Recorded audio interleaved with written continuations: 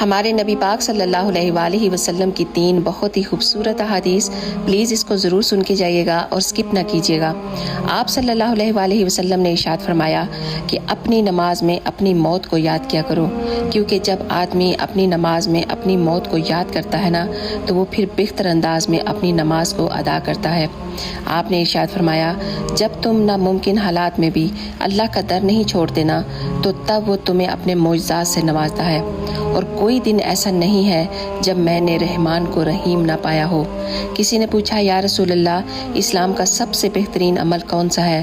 تو آپ نے ارشاد فرمایا کھانا کھلانا اور مسلمان کو سلام کرنا، ہاں تم اس کو جانتے ہو یا پھر نہیں۔ سبحان اللہ۔ آپ نے ارشاد فرمایا جو کوئی میری حدیث کو سنے اور اسے ویسے ہی آگے پہنچا دے تو اس پر قیامت کے دن میری شفاعت واجب ہو جائے گی۔ جزاک اللہ خیر۔